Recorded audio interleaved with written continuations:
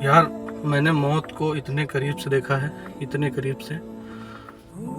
मेरे वालिद ने अपना दम मेरे हाथों में तोड़ा। आखिरी लम्हे में भी वो उनका सर मेरे हाथों पे था, मेरी गोद में था।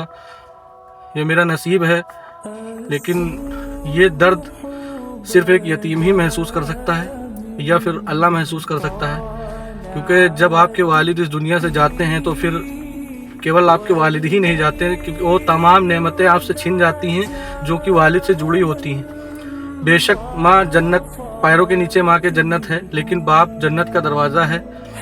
और बाप का नाम ऐसा होता है कि लोग बाप के ना होने से लोग बगल में खड़े नहीं होने देते हैं, अपने बगल में खड़े होने से कतराते हैं, तमाम जिल्लतें उठानी पड़ती हैं। और ये दर्द सिर्फ एक यतीम ही महसूस कर सकता है वालिद के ना होने का।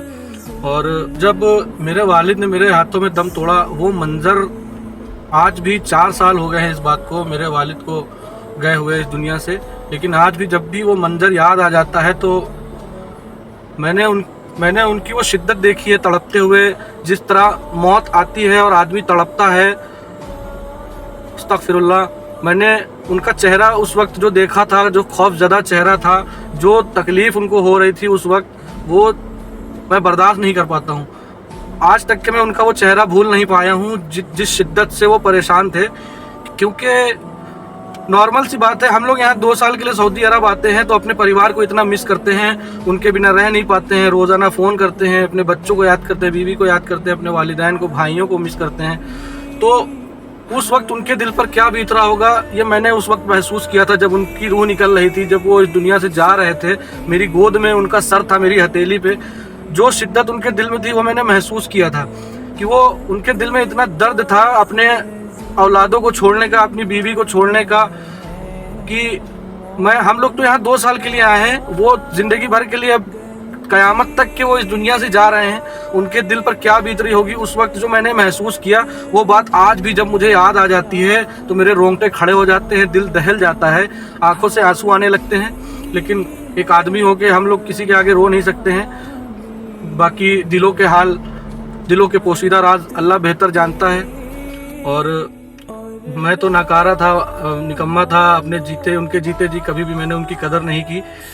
और इसीलिए मैं आपको ये बताना चाहूँगा कि अल्लाह ताला मेरे वालिद के हक़ में मुझसे जो भी गलतियाँ हुई हैं उन्हें माफ़ फरमाए, और जो मैंने खोया है वो आप लोग ना खोएं, अपने वालिदैन की खिदमत कर लें, क्योंकि यही मौका है।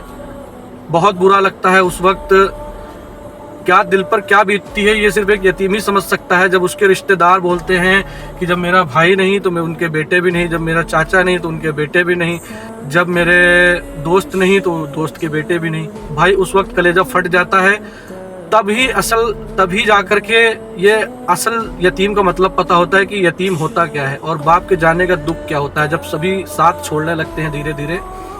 और अगर एक यतीम का दर्द एक ऐसी औलाद महसूस कर ले जिसके वालिदैन अभी ज़िंदा हैं, तो वो अपने वालिद को बैठा कर उनके पैर धो धो के पिएगा। ये वक्त की मार नहीं है, ये कुदरत की ही तरफ से है, ये सभी के साथ होना है।